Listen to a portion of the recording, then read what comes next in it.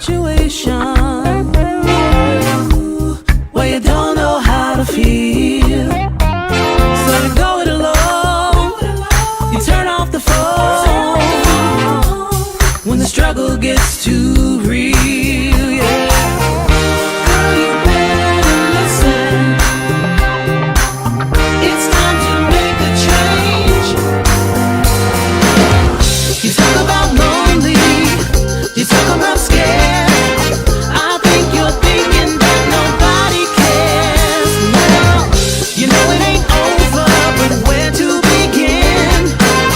You gotta play if you wanna win. So when you gonna let somebody in? Yeah, let 'em in. You talk about lonely, you talk about scared. I think you're thinking that nobody cares. Well, you know it ain't over, but where to begin? You gotta play if you wanna win. So when you gonna let somebody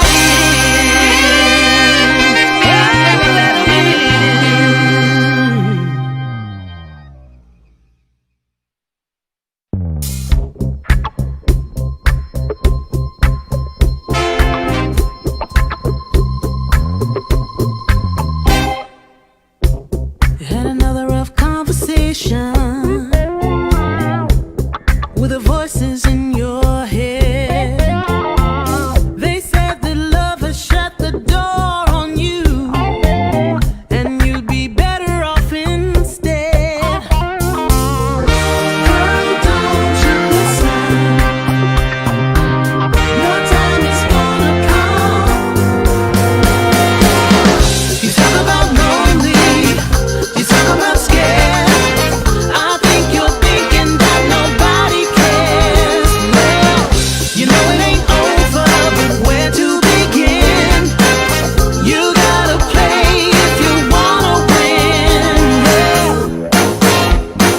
So when you gonna let somebody in?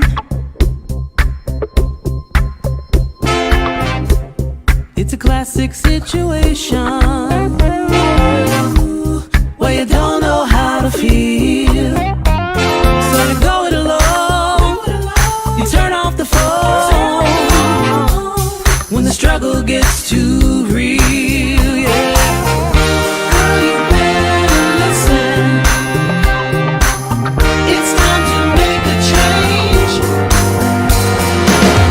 You talk about lonely, you talk about scared. I think you're thinking that nobody cares. Well, you know it ain't over, but where to begin? You gotta play if you wanna win. So when you gonna let somebody in? Yeah, let 'em in. You talk about lonely, you talk about scared. I think you're thinking that nobody cares. Well, you know it ain't over, but where to begin? You gotta play if you wanna win.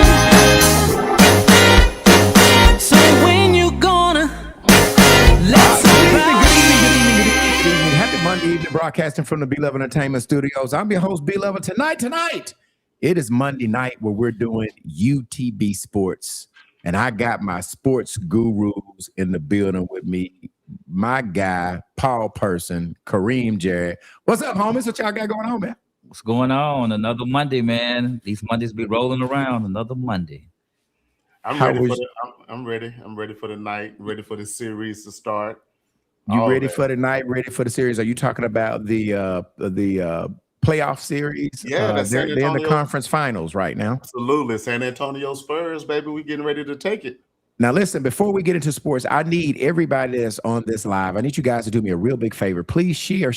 We don't charge you anything to watch this sports show, right? All we ask that you do is share the live. Hit share. It is free to hit that share button. Then put shared in the comments, and we will try to shout you out. Now, before we get into our thing of talking all the sports that we're going to do, we're going to bring our guest on because we're not rude. We don't want to keep our guests waiting very long. I'm going to bring him up to the front. Let me get him out. How you doing? How you doing? Hey, I'm doing fine. Everybody doing okay?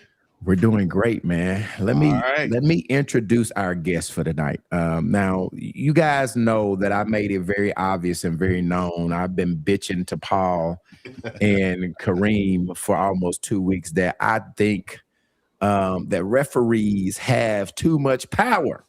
And so we have got a referee that has a really great resume. And you guys may hear me talk a lot of smack about the refs that I've been encountering, but this is not the ref that we have on the show with us tonight, okay? Because he didn't come, he ain't for the smoke, okay? Because I got a lot of smoke for these refs that I've been running up against. But I do want to introduce our guest properly, okay? This guest, he is a referee. He goes by the name of O.J. Newburn. He is, and I thought I saw, are you a junior? You said, am I a junior? Yeah, are you a junior? No, or senior? You're a senior. Okay, so you are a senior. Okay, this guy has 24 years of experience. So he is an experienced referee.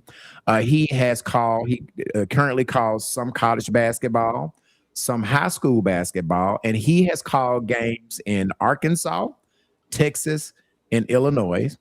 And so I do want to welcome to the UTB Sports Podcast, Mr. O.J. Newburn Sr. How you doing, bro? You good? I'm well. Thank you, B-Level. I appreciate you, man, for coming on and having this conversation. We're going to talk about some other things before we get to the referee conversation. So feel free to hang out with us, interject your opinion. Hey, man, we got a real laid back show, and we want people to be excited, and we want people to have conversation with them. So if you see anything live in the comments, and if you guys have any questions for our referee or either for Paul or Kareem, make sure y'all put them in the comment box, and then we will get to them. Paul, Kareem, what we doing first? Where we going with the sports show today? I don't know, y'all. What we on today? We're gonna start with the NBA playoffs. Okay. And where are we with them, Paul? What are we going? What are we doing with the playoffs right now? So when I was telling Kareem earlier, B-Level, if you don't mind, before I had to rip them and show my predictions. Mr. Jerry, was anything specifically catch you out this weekend in sports or this past week before we get started? In sports this week, the only thing that caught me was this is something that we could possibly talk about later. Man, it's how people are expecting kids, I mean college kids, to be the voice for social injustice. Okay. Did you see that? Where it's like now that they passed the law, right? Where they going and they changing the voting districts. Yeah, they are expecting kids going to college to not go to these colleges in the states that's enrolled back to voting districts. And I think that's a lot to ask for a 17 or 18-year-old. Yeah. Okay. Yeah, that's. So I thought that was pretty interesting. That caught my attention this week. Okay, cool. We might need to put a pin in that note right there. I pin that. Myself, I just want to get a big shout out to the New Orleans Pelicans. They just recently hired Jamal Mosley. Jamal Mosley, Orlando's former coach, and we all know that a lot of times the African American coach, that one shot they get, and for whatever reason, whether they get let go, fired, or resign, they never really get a second chance. You see that a lot in NFL and with the NBA. Unless you just got one of those names like Doc Rivers or whatnot, then you just kind of, make your journeys around the league. So for taking a chance on the black man, on the black coach, giving him a second opportunity, just a lot of it's based off his character. So this big shout outs to the Pelicans. And remember, I'm a free agent. That might be one of the deals that make me go there. So I'm taking all instances that make me go back. So Okay. I have to think about that. OJ, what about you, man? You done seen anything this week that kind of shocked you or you wasn't expecting? I saw Coco Jones come on the court. I see why Donovan was playing like that. So I ended up getting distracted Right. from the game. Yeah, and and I kept looking at her and I kept saying, where I know her from, but she's from the Fresh Prince of Bel-Air, right? Yeah, she's a singer. She's a singer too, dude. And she sing. Okay. Yeah. You don't know that. He don't know that. Yeah, I'm behind in R&B. Hey, Paul don't listen to no R&B, man. Hey, this dude used to be listening. Hey, he have a girl in the room if you listen to NWA. Like, what the hell, man? All right, so we're gonna jump right in. Right now, I'm gonna go to some of the comments. Tamala McElroy is saying, "What's up, y'all?" Hey, what's and my cuz? First Cassandra Allen is shared. Thank you, Cassandra. Tam, I don't know if you sharing the live or not. You always speaking, but is she sharing? Is your cuz sharing the live? Kareem, what's up with Tam? Yeah, she say she is. Also, let me say that too for anybody. Hey, we need y'all to like, comment, and subscribe if you only listening to us on YouTube. Yeah, that'll help with the algorithm, help get the numbers up, and then it'll show up. So just make sure y'all like, comment, and subscribe on YouTube for us. And speaking of YouTube, I do have somebody, Miles QR, what's happening over on YouTube. So thank you for our YouTube. Big round of applause for our YouTube subscribers. We get an extra love if y'all watch us on YouTube, right?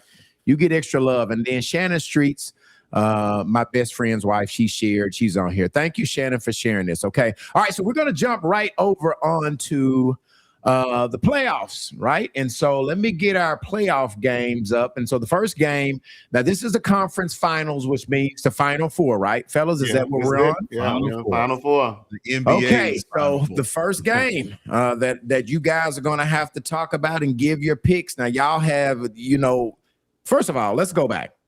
Did you guys pick these Final Fours when y'all were picking between these 8 teams, or what y'all pick results look like? I'm 2 out of 4 for me. I had Oklahoma and San Antonio, but the East, I was wrong on both of those teams. Okay, what is yours looking like, Paul? Of course, I always beat Kareem, so I had 3 out of 4. The Celtics was the only ones that didn't show up. Oh no, but that's cap. Don't even play that. You picked Timberwolves to beat the Spurs.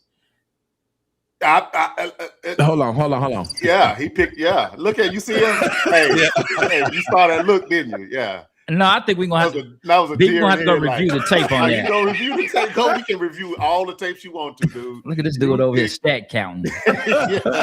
You picked because you said Ant-Man was gonna win it all. So I didn't say win it all, but you said he was gonna win. They was gonna beat San Antonio. And if I'm not mistaken, you did say like in 6 games. So you 2-4 too. We tied. Okay, we'll check it. All right, listen. I want to ask OJ. This is his first time. Listen, OJ, we've got these 4 teams, and so now that we're going to be able to stat check you. But if you between these 2 teams, I guess we can go the team that we're talking about first, the Oklahoma Thunder versus the San Antonio Spurs. How do you think this series is going to end, OJ? We're going to let our guests go first. I think the Spurs can actually get them in 5. Yeah. Oh my goodness. Me too. Okay. All right. I think the size is really going to be too much. The first game is always pivotal. So I'm interested to see how the first game goes. The first game sets the tone. So I think San Antonio has enough in the tank to win that conference. Yes. All right, I'm going to come back to you on the other one. Okay, I'm going to go to you, Kareem. What you got first with this matchup? I'm saying I'm not going to disrespect them and say 5, but I'm going to give them San Antonio in 6. But I do think that they win it all in 5. Oh, in the finals, they'll beat whoever comes out the East. They'll beat them in 5 games. Okay. All right, Paul, Mr. Paul, are you rolling with Kareem this week? You gonna go again? What you got going on? Come You on, going man? Are you serious? Yeah, you going to OKC? What's happening? Man, I'm going up Interstate 40 West, man. I'm going to Oklahoma City. I can't believe the disrespect for the champs. I mean, wow. That's what we're doing. We're disrespecting them with a team. This is their first prom that they're going to. So I just don't understand. I can't believe what I'm hearing, but I'm going with Shea Butter. I got to roll with SGA and Oklahoma City Thunder, baby. That's who I'm rolling with. Oh, and man. San and Antonio. this game, this is actually it's gonna be 4-1. Oklahoma City is gonna win 4-1. Okay. I don't want to disrespect them. It's 3 minutes in, and it's 12-3 San Antonio. Yeah. Man, So it's a matchup. It's just a bad matchup. That's all. Okay, It's no disrespect. It's a Hey, bad man. Hey, B level. Yeah. I'm gonna call the police and have him sitting outside waiting to pull Paul over because he got to be drunk. He got to be. 4-1. 4-1. Are you out of your mind? Okay, yes. Yeah, we're gonna have a speed trap setting on you tonight, like Roscoe and Roscoe. Roscoe. I am on the north side, so hey, I do have to watch out.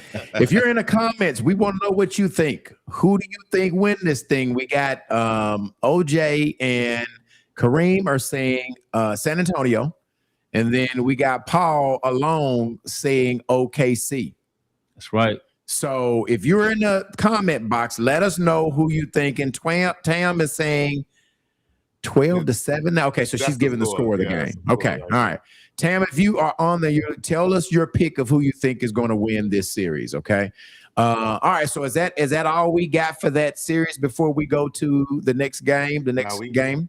Yeah, we can go to the next one. Yeah, that's it. OKC. All right. So we're going to the next game, Cleveland Cavaliers versus the New York Knicks. And because I'm letting our visitor go first, I'm coming to OJ first.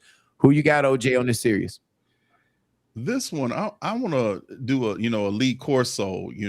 I know everyone is really in a hurry to put the Knicks in there, but Cleveland believes right now. And I know the Knicks got size down low, but the first game is really going to be very pivotal. I really think, though, the Knicks will survive 6 games, but it's going to be close. That series is going to be close. Okay, so who are you picking? Cleveland as your pick? No, I'm picking the Knicks in 6. But okay, all right. Okay. I will not be surprised if Cleveland wins that series. Okay, they believe that they can win right now. Right. Okay. All right, Paul, I'm coming to you first. What we got for this series, Paul? So, like Mr. Newbern said, not so fast, my friend. Is that the quote? That's what he's talking about. Not so that's fast, what that's what he's talking about. Right. I'm just missing that pencil. I just need the pencil in my hand, and I have it down. But this is going to be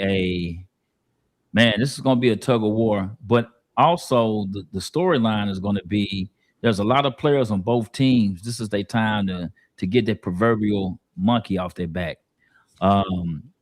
We got James Harden, there's user ABP looking for Harden this time of the year. So he's hard, it's hard. He tends to shrink up during these times. So he got some redemption.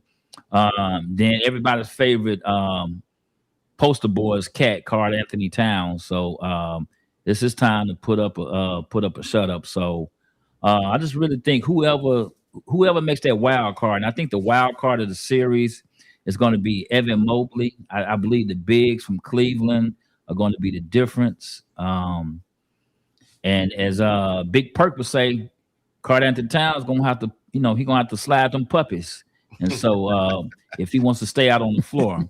So again, I just think Cleveland. I think Cleveland. What was that LeBron chant? I can't remember anything come out of LeBron's mouth. But I don't know. Do you believe or whatever it was called? We believe. I don't know. But anyway, I'm going with Cleveland. I'm going with the land. Okay.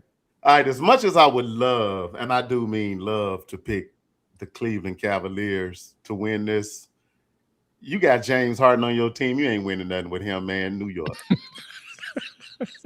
Simple as that. He has showed up though. He didn't show up last night. Last night, what he had? What, Last 2 night points? was a well-rounded game. It was a But team he had like game. 2 points. You the starter. You the guy. He knew though, because Mitchell was having an awesome night. Normally, he would demand the ball and kill it. Yeah. But and his plus minus was 14 Man, on the plus side. So dude has 6 points and he was starting. He played 40 minutes and got 6 points. man, it's just all about the flow of the Or game. three. It's I all think it's he more got than 3 stats. points. I'm a little More than salty because I had picked him in my prize picks and he didn't do shit. Oh, that's what it's about, dude. That's what it's about. Okay, okay. All right. That's my problem. That's the I need problem. him to We flip figured it a out. point. We figured it out. But smart money would actually be on Cleveland, really, because they got the 2 bigs. They have Spider Mitchell. They have James Harden. They have a better bench. Smart money would be on Cleveland, but man, for real, I just don't think that you can win with James Harden. So Knicks in 7. All right, so OJ again is picking with Kareem with the New Yorks. Paul, who did you say you were picking? Are you going with Cleveland? I'm going with Cleveland. So what? Paul, why do you seem to be the loner on this deal? I mean, it's every pick. OJ and Kareem is lining up, and you seem to be the loner. Like, what's happening with that, man? They ain't messing with you or what, man? Let me tell you something, man. Paul watch Sports Center. He don't watch sports. That's the problem. Really? When you only watching Sports Center. You ought to know. You ought to know. Anybody should know. You know it. It's deeper than that, buddy. It's deeper than that. Football team. I ain't know. What, Nah, Paul? it's Basketball? deeper. Oh, he like anybody. But no. Yeah. But in What you football, say, A lot OJ, about what was a your guy question? about his football team. in football, he a Cowboys fan. I'm a cowboy. I'm a cowboy, baby. How about the Cowboys? But no, man. That means he don't know what sports, Kareem ain't don't that right? know- OJ, that means he don't know sports, don't it? When you a Cowboy fan, you don't know shit I'm a about guest sports. on the show. I'm a guest. This dude got 3 teams, so if somebody got 3, that mean they don't know, right? Man, If they say you got 2 quarterbacks, you have none. You got 3 teams, you have none. So apparently he don't have a team. But I did find this out today about OJ. I didn't know this. I thought he was a Giants fan, but he said he's actually a Minnesota Vikings fan. Yeah. Okay, you the 4th person I know that's a Minnesota Vikings fan. The 4th person. And we still don't have a quarterback, but that's a whole nother story. Okay, well, we've got through the playoff. You guys make sure that y'all mark down Kareem's and Paul's choices so y'all can give them some smack when they screw it up and they don't get right. And that's why I ask y'all every week, how did y'all do with the finals? Because I want our followers and our viewers to keep up with it, okay? Let me see. Something. Okay, I don't need to read that. All right, we're going to go right in. Every week we do a Razorback report. We cannot have a sports show in Arkansas. We don't have a segment for the Arkansas Razorback. Paul, are you ready for the Razorback report? Yes, indeed. All right, let's get our drop and we're going to talk Razorback sports. Here we go, y'all.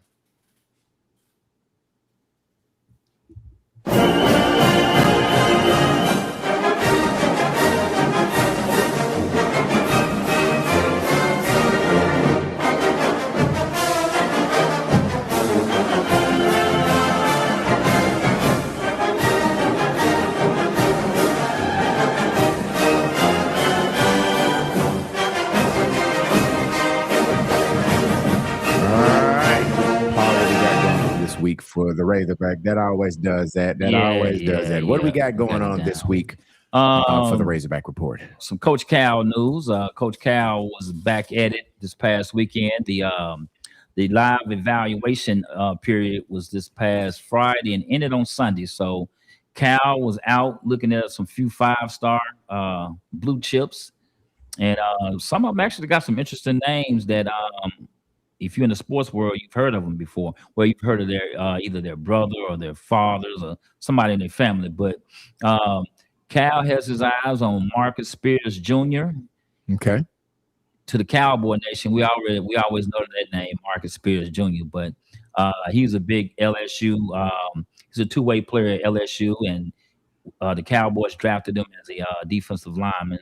So his son is the #1 class of 27 player in his class. So Out of what state you said? he's out of Dallas, Texas. Okay. So yeah, he's out of Dallas. Okay. Then we got our eyes on CJ Rosser. I've been hearing his name a lot. He's with Southeast Prep out of Orlando. So he's a 6'9" forward. That's I think he's currently ranked the second in the country. Mm-hmm. Then we got a Paul Asarari. I'm not sure if I'm saying his name, but OJ, I see you got the Arizona, the A on your T-shirt. So he's out of Scottsdale, Arizona. So I don't know if that's any word to you. Hopefully that means the Arizona Wildcats don't have an inside track to them. So hopefully we can keep this 6'10" power forward on our radar as well. And then to a lot of the Hog fans, they may know this name, Beckham Black. His brother is Anthony Black, one of the team favorites and fan favorites a few years back. He's a point guard, 6'3" point guard I know he's originally out of Duncanville, Texas. So he's on the Southeast Prep team as well. So we got some, Coach Cal got some, he has some good fuel to jump out. So hopefully we can have a couple of these guys on the hill next year. Good news in softball. The softball team, they're hosting the Super Region with a chance to go to the Ladies College World Series. This will be the first time in history if they're able to punch the ticket. So we're facing Duke. It's a best of 3 series. So we can win the series. We'll be making history in softball. So good luck to the Lady Hogs. The baseball team, SEC tournament kicks off for baseball. Razorbacks secured the #7 overall seed. So we got a first round bye. So usually, with the baseball team, it's not where we finish, it's where we're gonna be at in Omaha. So hopefully we can punch our tickets back to Omaha as well. So, and then the track team, they won the 6th consecutive SEC outdoor championship. So yeah. So, Shout out to them. Yeah. So we keeping it going and blazing. And next thing, hopefully we'll see a bunch of these Hogs up in Eugene, Oregon at Nationals. So only thing that's ever been good about the Razorbacks is that track team. Yeah, the track team has been bad. And baseball has done pretty well. Baseball has done pretty well too. Baseball has been good, but that football and basketball, trash. So you think basketball has been a failure? Trash. Okay. Oh, wow. Well, and speaking of basketball, should we expect Paul to always have a new roster coming every year the way Coach Cal goes to that portal and brings in players? Should we always suspect a lot of one and dones to start attending the Razorbacks University? With Coach Cal, yeah. Yeah. Well, that's his MO, that's his resume. Yeah, but I think he's done a little tweaking. Because now we see you got to bring some maturity in. You got to have some bigs that got a little rump on them, some grown man down that paint. So so he's doing something a little different. He's tweaked it a little bit to adjust. I mean, he tells you right now he's not for the change. He's not for the change the way he rolls. He believes in those. 17, 18 he didn't learn from Arizona. That's what I was just getting ready to say. He didn't learn. You didn't took the words from a team that was 24 years old. We reloading.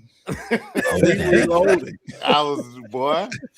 Okay. Hey, OJ, I was just getting ready to say, as an Arizona fan, are you ever worried about the Razorbacks basketball team? Are you? I mean, is that put? Man, don't let him talk to you today.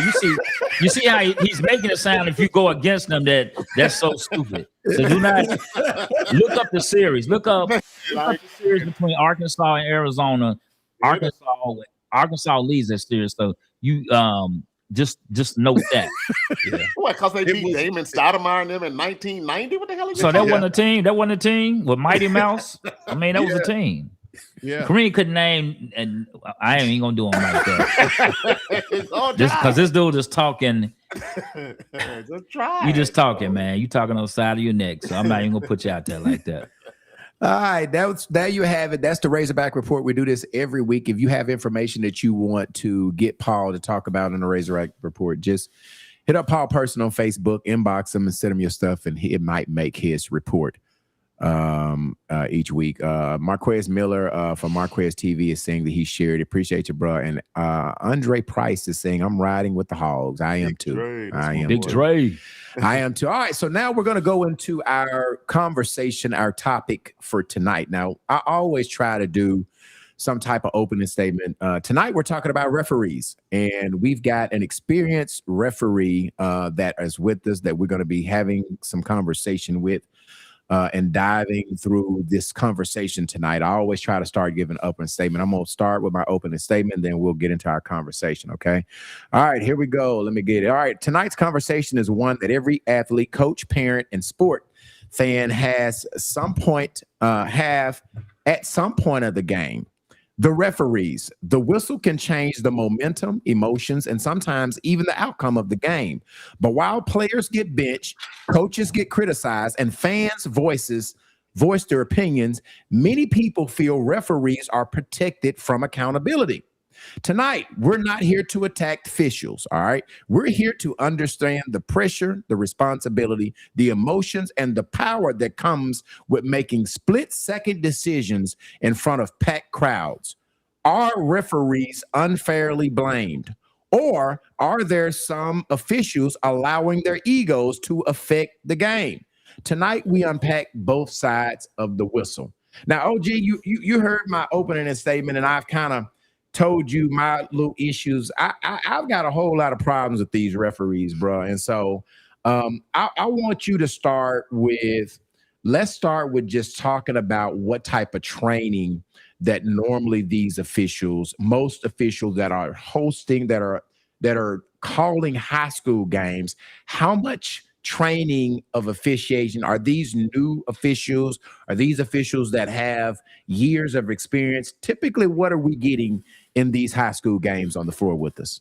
Sure. What you're getting on varsity level games, you are getting perhaps the creme de la creme. Okay. Inner city, you're getting the best of the best. Okay. And typically, I started in 2003. Okay.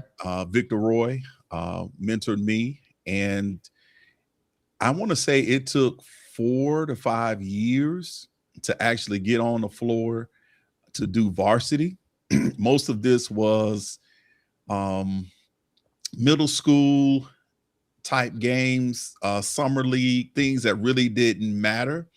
Mm-hmm. And a lot goes in with the training. I'll talk about the training as well. And a lot of this is based upon how the official sees what they do. We used to say that this was a hobby. And when we have our group meetings and chapter meetings many years ago, I attacked that premise, because if this is a hobby, you're just picking it up, every month, or you're sparsely working at it. And in order to really excel at this, you have to make a huge investment, and it has to be more than a hobby.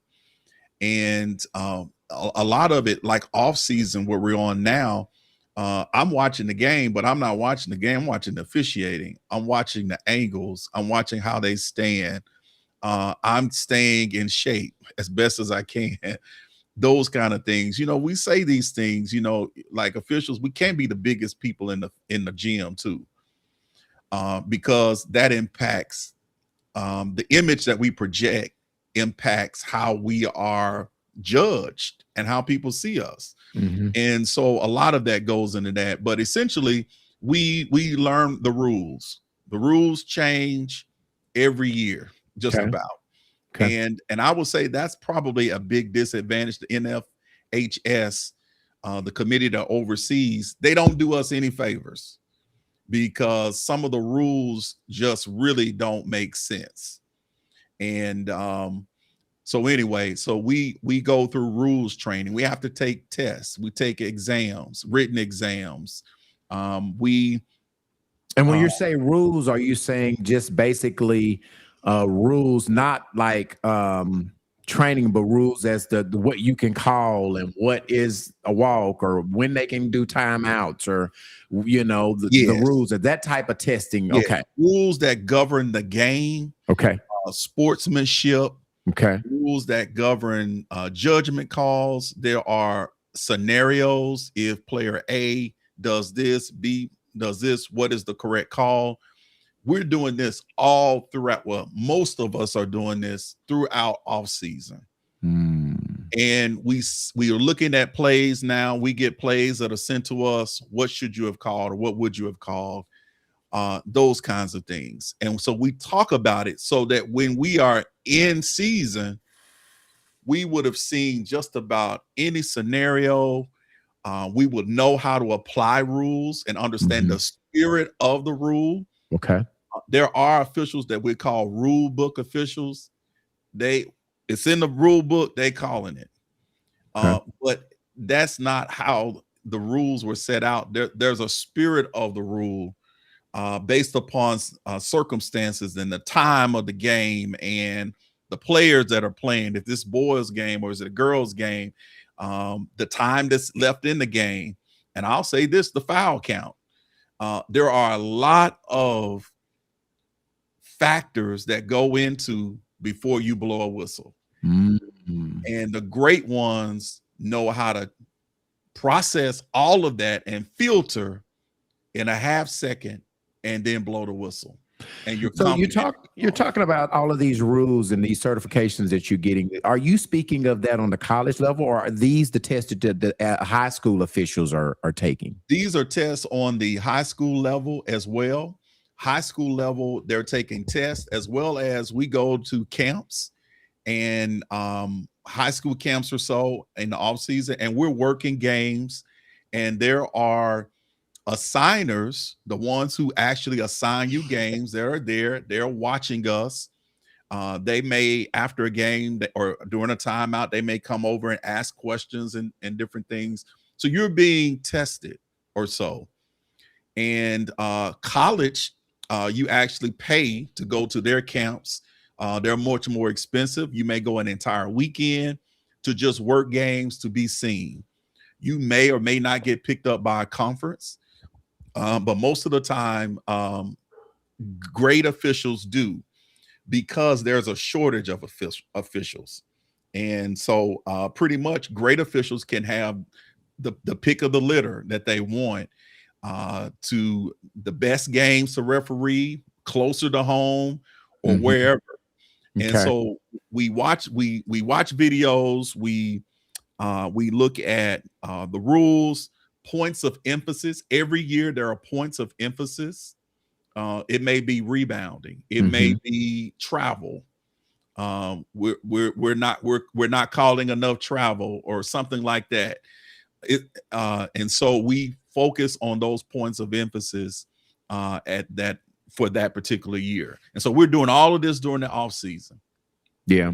Should we expect that, like the bigger conference that you play in high school, like the 1A, should we expect that there are better, more experienced referees in 6A versus 1A? I really wouldn't draw that same conclusion, because a lot of it is just location. And there are some great officials that live in small towns. Okay. So my time in Arkansas, there were great officials that lived in small town that didn't want to drive necessarily to bigger cities. And then a lot of officials look at it on the financial side. If I can go down the street and make the same amount of money, versus and I'm just throwing out some teams, versus driving to Little Rock for an hour to referee Central versus Parkview, it's going to be a headache. I'll take the Gotcha. Some have that mentality, but some love the challenge. Gotcha. And Paul and Kareem, if y'all have questions, just jump in. I see one of Tam has one. I'm going to get Tam's question. But here's another question that I have, because it seems like that there is no punishment for bad refereeing, right? There are some referees that are making some bad calls that are affecting the outcome of games. And I hear fans screaming all the time from the stands, we did not pay to come see the referees blow their damn whistle. Yeah. But I'm seeing sometimes referees are making calls that are influencing the outcome of games. So, are there consequences for referees when, are there some type of review committee that says, when something like that happens, the referee makes a bad call and it decides a state championship? Are there consequences for those refs who are doing that? The answer to that is yes. There are consequences, more so when you miss a rule application. Okay. Like if we did not apply the technical foul rule appropriately or something like that, you're pretty much going to get cut. Your games are going to get cut, or a game. Okay. Judgment calls, it depends on the body of work of an official. So judgment calls, block charge, those kinds of things, out of bounds, you're typically not going to be punished for those because they are judgment calls. Yeah. Now, saying all that to say this, there are assigners though who will move officials. In some states, I can't remember, Arkansas still have the scratch rule. Coaches can scratch an official, meaning they don't want this official in their next few games or so. Texas can scratch an official. Okay. But the problem is we have a shortage of officials. Right. And so what can happen is games can be canceled. Like that's how deep the shortage is. So the pot is running low, and at the same time we have a lot of officials, seasoned and older officials, that are leaving, and we have not replaced them with younger officials as well. And so it is a melting pot of different issues. Do you think that we have a shortage of officials because it's a hard job? The pay is not. Sometimes people look at what I can make versus the consequences and the scrutiny I'm going to take. Why do you think there's a shortage of officials? And I honestly think that we did not do a good job of mentoring and bringing other people along to groom. My son is actually working as an official now in Northwest Arkansas. Okay. The pay in Arkansas is not bad. Okay. The pay in Texas is great. I miss Texas. Okay. And for so many reasons. So they had a shortage, but it wasn't as deep a shortage as Arkansas. It's a grueling profession, you all. It's mental, it's physical, it's emotion. And we're going to talk about emotion too. For a lot of people, they just see, oh, I do well to leave it alone. But to those who particularly love sports, and those that have played sports, those who have played basketball per se, tend to, in my experience and what I have seen, observation, they make great officials. Okay. Players who have played basketball tend to make great officials, and we need these men and women to really step up to plate and be officials. That is very understandable. But see, I think one of the problems is it's a thankless position. It's a thankless job, right? Like to most people, the referees can't do any good or bad. It's always, I mean, they can't do any good. It's only bad. They only talk about them. They know you never walk away from a game and hear somebody like, "Man, those officials was great tonight, wasn't it?" You don't hear that. The only thing you hear you do hear them say the official let them play. They let them play the game. Well, that just mean they wasn't calling no fouls on either side. Well, I mean, I guess that could mean that. But when you're talking about having any compliments, I hear that all the time. Those are some pretty good officials. I've heard that sometimes. As long as you balance on both sides with the rough play. If you letting them play, rough, as long as it's balanced. So if somebody know they missed a a layup, and somebody barely, tapped them on the hand, well, if it's happening on the other end, you can't really complain because you know what's happening on both sides. Yeah. And see, I think the thing too, like what I agree with OJ on this because I dabbled a little bit, but I didn't. You got to have passion. Damn, Kareem, you coach, you official. Ooh, What I'm the hell glad did you you- do? Hey, You did. Did you sell I'm any glad drugs? he ain't a Did you referee. sell any drugs and life? God damn, you did everything, If they Kareem. check them eyes he got, oh my goodness. Damn, Kareem Man. did everything, did Hey, he, Paul? no, He I be did. throwing like play that. He threw the wrong player out. It was a guy in the white jersey and out the blue one. Oh, my bad. Hey, Hey, but, Coach but- Ramona is on here. Coach McGee, DM me your number. I need to talk to you, Coach McGee. You're on. She said, "Good evening, guys." We talked Hey. about Coach McGee. Oh, Jay, I do have a But- question though. I have a question. but no, what I was saying was that referees that do this for a living, they passionate about refereeing, and a lot of people are not passionate about it. And so that's the thing. You have to be, because I know for me, I looked at it as like weekend beer money. You know, I go up there and do these little 3-4 games. You know, I ain't calling nothing. The flag. That's why you ain't no damn referee no more, Right, that's what I'm Kareem. saying, yeah. Flag ain't leaving my pocket. Because I'm just up here just to, hey, let's get this game See, over you with. are you're the reason why I have problems with these referees. Yeah, you got that that's making me. beer money. Right. Yeah, my kid is out there getting punished, and you Yeah. out here making beer money, Kareem. Yeah. Well, Hey, go ahead, Paul. Jay, What I you got a got? question. Hey, So- phone in your pocket, phone going off in your pocket. You trying to check it on? You checking your phone.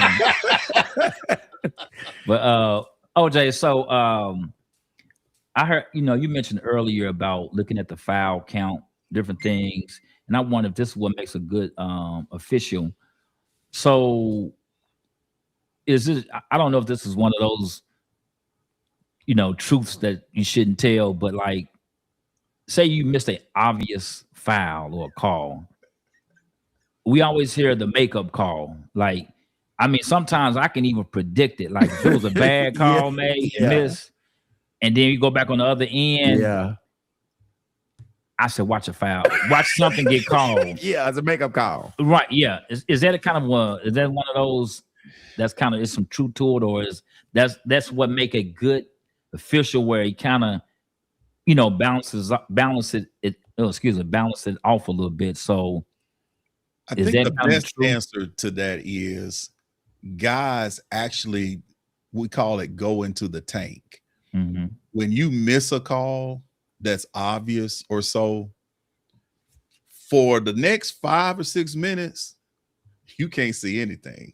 Right. And I'm So you being tanking. we call it. So you may see somebody then blow a whistle and crews get out of sort. Like, because you sitting there saying, dang, why didn't he blow that whistle? Right. And so then you go down on the other end and you still thinking about, man, why didn't he blow that whistle down there on an obvious foul? Right. And then it's a tap or something on this end or so. So crews do get flustered. I have never, I would say, use that term, a makeup call. I think Mhm. it's more of an ideal. Everybody's trying to get back on focus. Right. And that's when you see during timeouts, you see crews get together and we start talking. Right. Hey man, you okay? Yeah. Mhm. Kareem, you okay? Yeah. Like 13 just got robbed over there and you didn't have anything on there. Yeah. I mean, If we I'm say, out there with him, like, Kareem, you got your contacts in. you need me to come get it, I'll come Yeah. get it. Right. And there's overlap, and we'll have time to talk about coverage areas and things like that, because the first rule is call the obvious. And so even if I have to go across the court and call something that's obvious, the great officials will do it. But if you pulling out your calling card, it better be a foul, or it better be, but it's a bad habit to have. And then, like you're talking about, you go ahead, Kareem. You were getting ready to ask. Okay, you're talking about just, really the obvious call, and we hear this from the stand. That's not even your call. So, do you guys have areas that you guys are supposed to concentrate on? And this is my area that I'm supposed to be looking at to make the calls. Yes, on three man, you have an area, and that's it.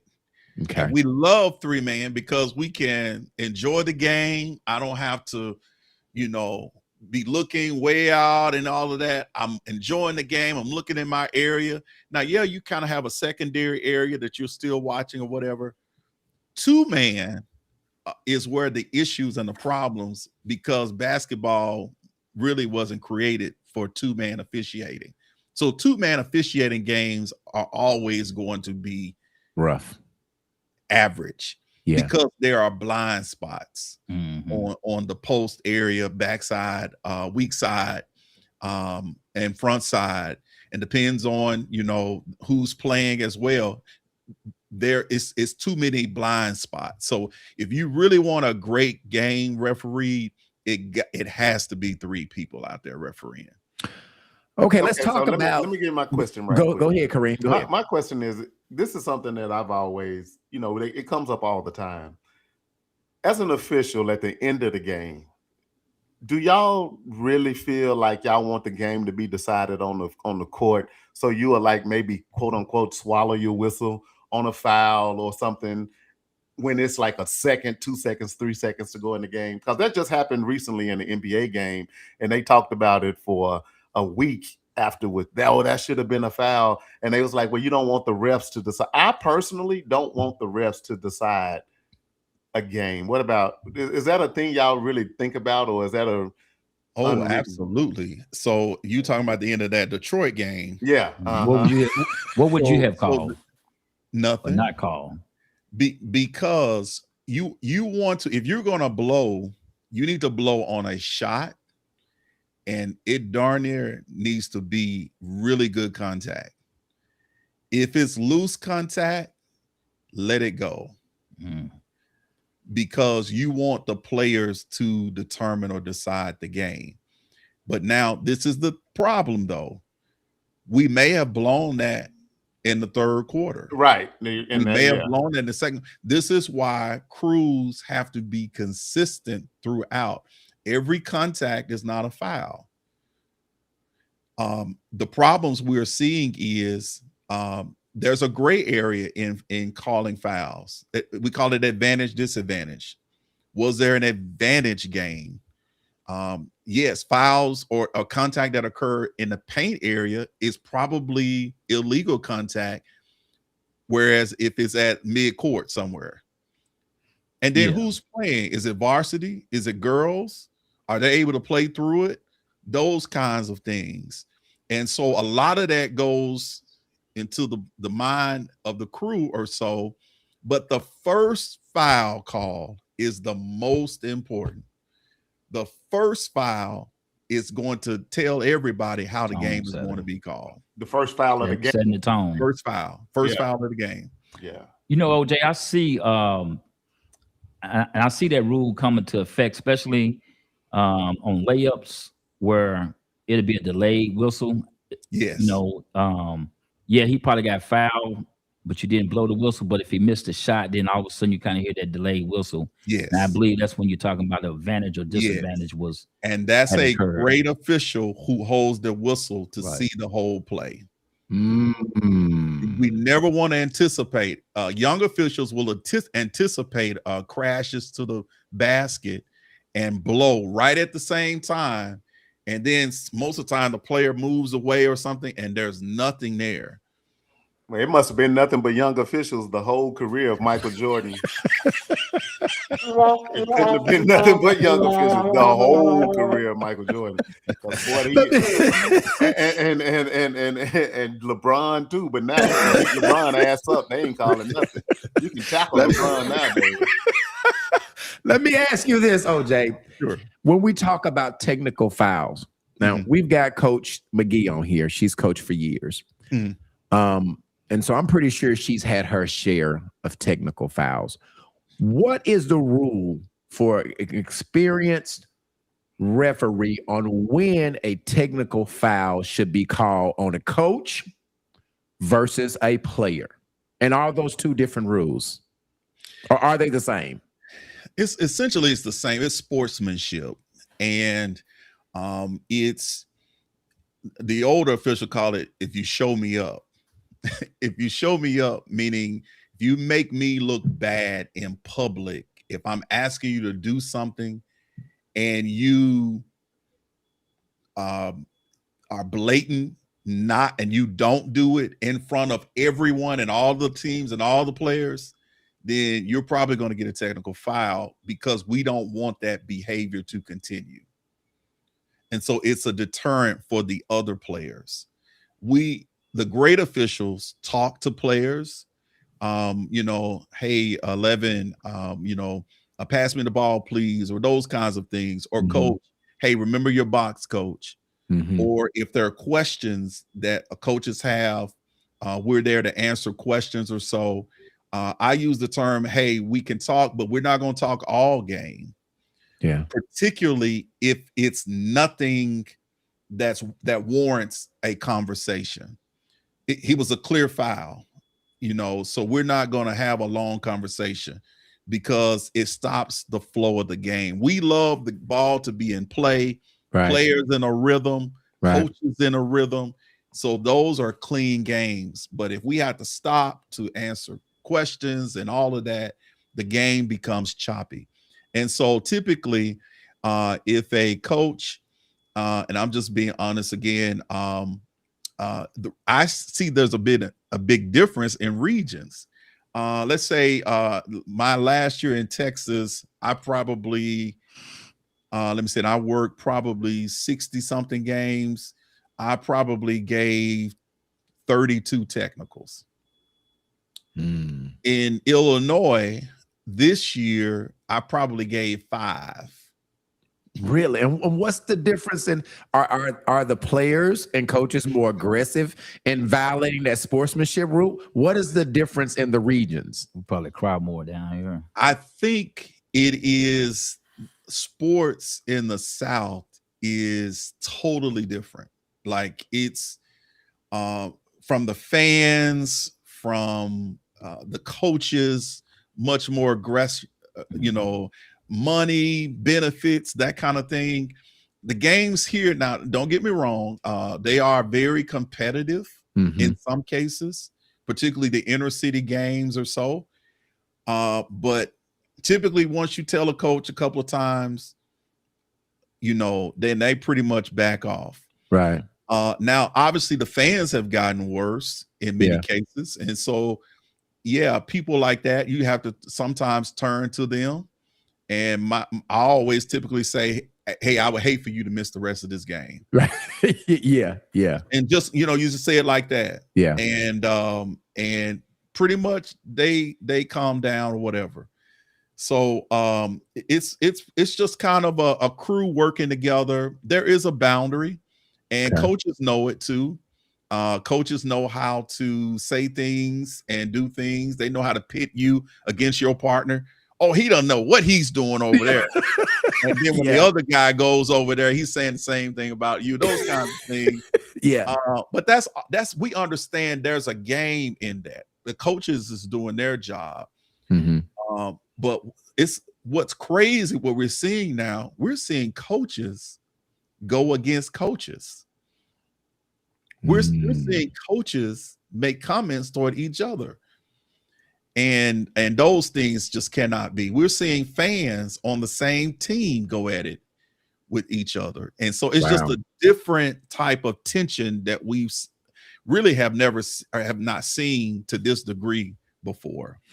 I got 2 or 3 more questions, and then I'll read some comments. And the first question is, we continue to talk about technicals.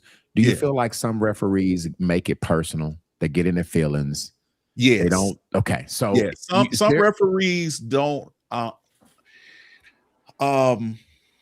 understand the long game. And let me say it this way. If I'm trying, and I'm just saying this, if I'm trying to get back at a coach, I'm not calling the technical in the second quarter. I'm gonna call it in the fourth quarter. Right. Right. When they're needed. When it's essentially going to cost you the game. Right. So yes, some officials are too quick. And the rule too is, listen, if I messed up and I know I messed up or we messed up, you just gonna have to take it. I mean, if you've messed up or you can see why they're upset, Right. Just take it and go on, put the ball in play, go on about your business. Right. As long as they're in their box and all of that. But a lot of it is issues where the coach is wrong. And let me say this, B level, you would be surprised coaches that are coaching and don't know rules. Wow. Yeah. Yeah. No, I get that. You would be shocked for us to go over it. Like, coach, that's not it. We explained to them, and they're adamant because they are still talking about 6 years ago, and they didn't know the rule changed 2 years ago. Yeah. Yeah. Kind of like when Dak Prescott didn't know that it was and that overtime rules was, that the game was over at the end of the Paul, don't get it. Let him go, that. Paul. Let him go, Paul. Let him go, Paul. I got 2 more questions. Sure. I have a theory, and I don't know if I should be writing the person that oversees high school sports, and because I've got a lot of experience in high school sports, right? Daughter played it, I've coached it. But I believe that on a 3-man crew, they need to add a 4th person that attends these games. And obviously that's going to be hard to do because you're shortage. But I think as it relates to the technical rule, I think that official that are officiating the flow of the game, emotion should not be able to call a tech. I believe that there should be somebody that sits in press rows that's not emotionally involved. That's the only way, because I've seen a lot of times that it is high emotion and a coach works a referee so much. And so, and then the coach might say, yo, how'd you miss that call? Can you see? And then now it's okay, now I'm gonna get them, it becomes personal. So, these officials are in the flow of the game. They're trying to keep it right. They've got players that may be showing them up, but what they got these coaches. So I believe that there should be another official that's not in the flow of the game. And that's the only way, because I've seen too many times that the officiating on the floor, it's personal. I've had bad experiences, and I know you're saying that, hell, we're having a shortage of getting people on the floor. So the likelihood of that happening is probably very, very a long shot. Yeah, particularly with, I don't know if Arkansas is going to the shot clock. Have you all gone to shot clock yet? Yeah, we've already, in high school. Yes, we got a 32-second shot clock. An extra person too as well. Well, let me say this. Technical fouls have to be reported to the state offices. So anytime we tee up a player and a coach, after we leave, actually in the locker room or so, you have to actually go onto a site and report the technical foul that you administered and literally what happened. Okay. Like, what did the person say, et cetera, et cetera. Okay. And so typically the assigner is going to call you later on that night just to get an understanding of what happened, because the AD is probably going to call the assigner later on as well. And so it's just kind of everybody trying to see what happened. Was it necessary or need for a call for, or was it totally out of bounds? Well, that's good. Yeah, that's good that there are some checks and balances. There are some checks and balances. Okay. That makes me feel better. That makes me feel better. Let me get into some of these comments. Tamala McElroy saying, what do you think about replays? Instant replay. It's just not practical in high school. Yeah.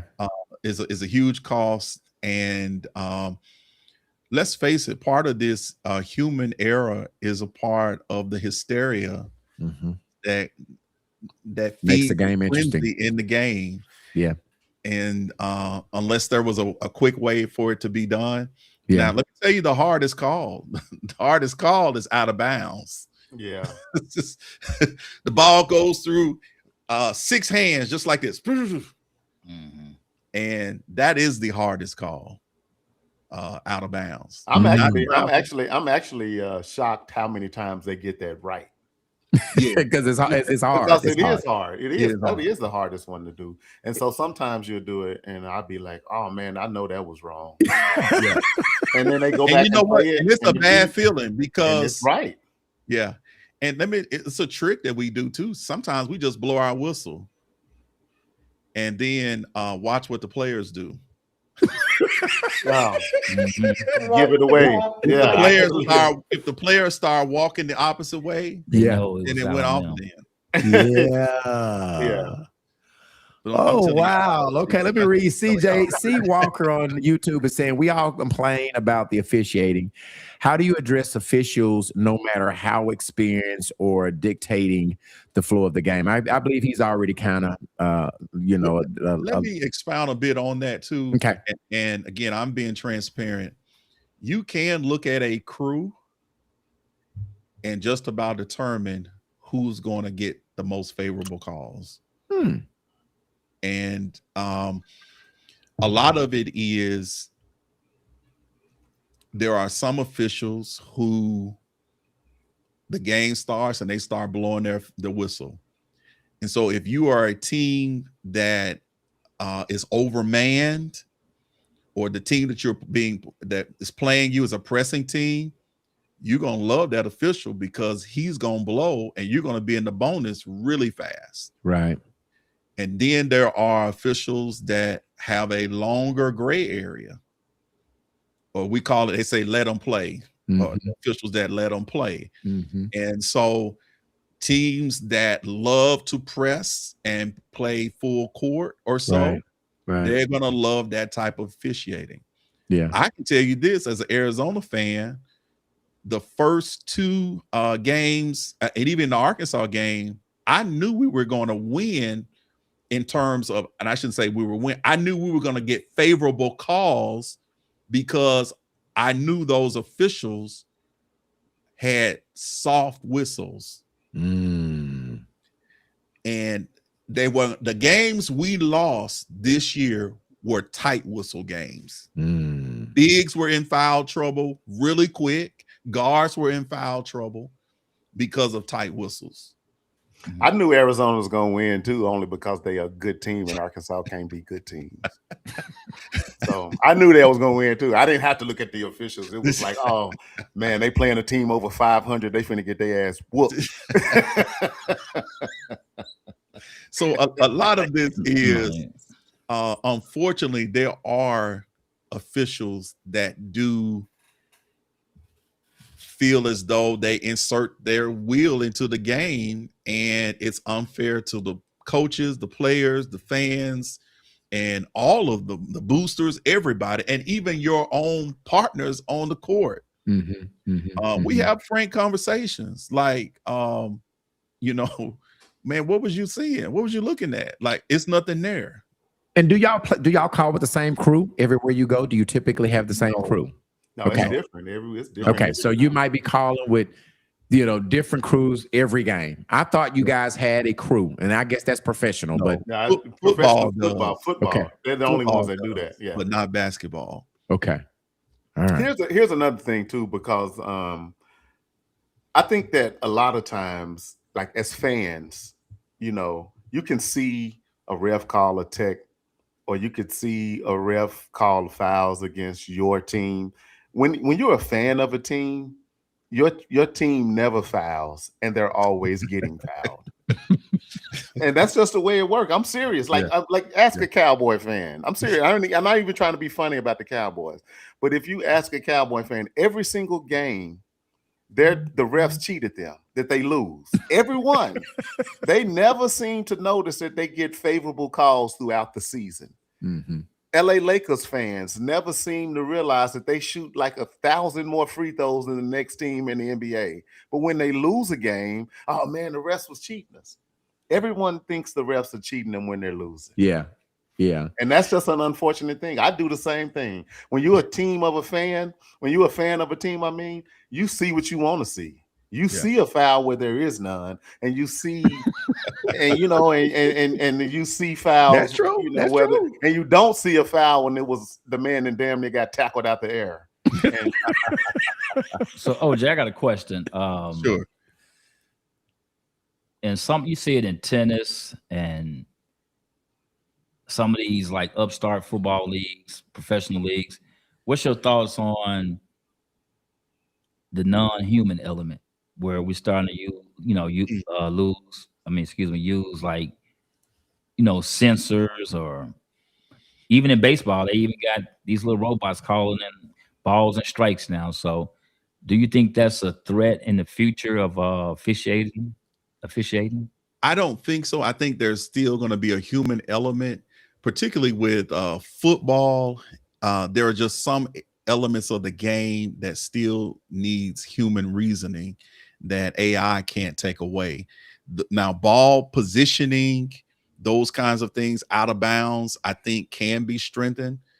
Basketball is a lot of judgment calls and out of bounds and things like that. I think replay, quick replay somehow can assist, but largely it's going to be very, very difficult for AI, particularly to fully take the place of basketball and football officials. Wow. Okay. Okay. Let me read some of these comments. Mike Nichols is saying, speaking of the ref, someone's brother always make bad calls against the Hog. CJ Man, Walker I saying, thought he did an excellent job He throughout the does. year. He's highly several rated. errors. My brother's a highly rated. He's a highly rated official. He really is. But trust me, if he did not do good, he wouldn't be doing any more games. Yeah, I know it. See, I know how it works. So, See, I know how it works. Other people don't. I know how it works. So. yeah, Mark Edwards is saying Hollywood.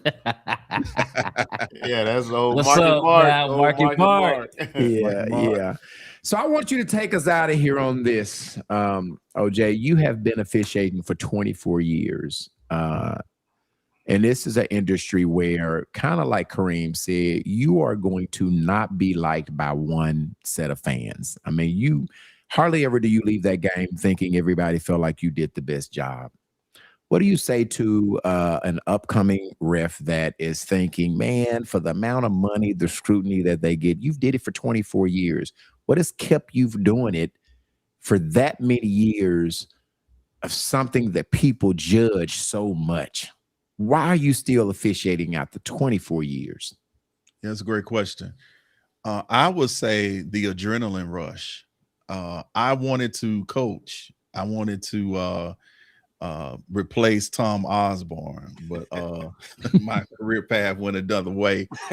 But the adrenaline rush, particularly for players, I didn't get a chance to really play in high school, but there is an adrenaline rush in officiating that mirrors the players. And so you are compensated to stay in shape, to still be literally on the court in the game. And I think there are a lot of pluses in regards to that. And I know people say, people, the fans and all of that, but the majority of the time, and I do emphasize the majority of the time, you don't really hear them. And you're doing a good job. And so there's nothing that creates hostility or so between you and the coaches. Coaches I've teed up all the time, see them in the grocery store, see them always, and they're professional and they speak and all of that. So I think the perception of it is that we are heavily scrutinized, which we are, but at the end of the day or the end of the week or so, people have really moved on. And so you don't have to carry that. Now, yes, plays that you got wrong, you want to study those things and get them right and make sure you're not misapplying rules. But not too many, I would say, of these types of jobs that pay this type of money. In most cases, you're making $80 to $90 to $100 per game during season. Right. You make more than that in Texas, plus mileage in Texas. But anyway, and so you're working, a couple of hours. You're staying in shape. You're being around the game, and you're contributing back to the players as well, and Yeah. giving back as well. And so it's the perfect for the ultimate fans, a perfect seat. You're in the front row seat Right. of game and excitement. And I think again, those that are really interested, you can go to, I believe, the Arkansas, the AOA, association, yeah, AOA. the Arkansas Officials Association yeah, website. AOA. You can register. There are camps. I think most of the camps are in June, July, or so to get started. Whatever state you're in, you can go to that Officials Association to get started. Now, you probably won't be out on the varsity floor immediately, Right. but for a lot of people, it's fun. It's fun, and it's engaging, and sports fans really, if you really care about the game, the future of the game is at stake, because there's a lack of officials, and so we need officials. Yeah. Kareem, Paul, do y'all have any last questions for OJ before we get out of here tonight? I don't have any questions, but I want to back up what he said, because again, I went through that a long time ago. Yeah, to And get your that beer is- money, to get your beer Yeah, money. yeah, no, but for me, you have to have the passion to do it. Yeah. And so, like, me and my brother went different ways, because we both came in. My dad was a ref here in Arkansas, and he was an assigner for the AOA. And so as we were coming up, he got both of us involved. Mhm. And my brother took it really serious. I didn't. And now he's on a level of Elite 8 and close to Final 4, and he's been doing it for 20 something years. And and I went the weird route of, hey, I'm just gonna come out here every week, get a couple dollars, and I didn't pay it no Right. attention. Right. But people really do need to do that, and we do need to get little kids, more Right. people involved in it. But you Right. got to have a passion for the game in order to do it. Yeah. Yeah. And I want to say that I just kind of want to end with this. Listen, man, having a conversation with you, LJ, the diligence that you've explained a lot of things that I didn't know. I have a more respect. And let me tell you, one of my best friends, Reggie Johnson, he has his own pod. Y'all know Reg. He is a referee, and I give him more hell than anybody. So there, I do want to mirror what Kareem said. There's a respect for what y'all do. But really listening to you, I'm able to take my blinders off. And I'm a controlled parent just because I am trying to get my daughter a scholarship. And I know that college coaches don't like you riding the refs. They will turn away from your kids. So I be wanting to say some real rough stuff to some of y'all, but I know that I'm healed, and so I tape all my daughter's game. And so another reason why I can't baffle at the ref is because I'm taping all of her games so she can watch them. But I will say this: you just listening to you explain some of the rules and regulations, some of the things, the things after you take somebody up, you have to explain why. That makes me feel a lot better, with the sports and the fact that you guys have a shortage. I didn't know that either. I mean, when you see a two-man crew, it's because they couldn't find somebody else to be that third-man crew. So they're going to miss some calls. They're going to be at a disadvantage when you see that. And so they need a little bit more room for imperfection if you see that situation going on. Because there's no way that they could, from your experience in 24 years, you're going to miss something is what I hear you saying with a two-man crew. Especially if it's varsity. Mm-hmm. The better the competition, the harder it is to call. Yeah. So anyway, thank you again, man. I really, really appreciate you. I am going to have Kareem to really lock you in, and maybe sometimes during basketball season, we can get you back on to be a regular. I really appreciate your temperament and your knowledge of the game, and just the way you kind of roll. I would love to see you more common on this platform. Maybe we can figure out a way doing basketball when you're not calling games and you're not traveling to get you on. I think that you have educated us way beyond what I knew about the game. And so I'm very grateful and thankful that you've spent an hour and a half talking with us tonight. I appreciate it, B-Level and Kareem and Mr. Paul. Thank you all for having me. All righty, man. A lot of Thank fun. you. Let me read this last comment before we get out of here. To Tamala McElroy saying, you guys are really killing it. Each week is really informative, funny, and interesting. Keep it going. Thank you, Tam. We are. And if you guys have topics or things that you would like us to talk about, everybody is tagged on this page. You can hit up Paul Pierce Persons on Facebook and Kareem Jarrett and give them your thoughts. If you got something you want them to talk about, just inbox them. They'll respond, or you can inbox the UTB page or send an email to utbpodcastlr@gmail.com. Fellas, any last word before we get out of here? Nah, man, I finna catch these Spurs, see if I can get this victory tonight. All right, again, OJ, thank you for spending time with us, and we will see you guys next Monday, 7:30, same bat Take time. care, guys. Thank you. Same bat channel. All right. Good night, y'all. Good night. Good night. Okay, here we go.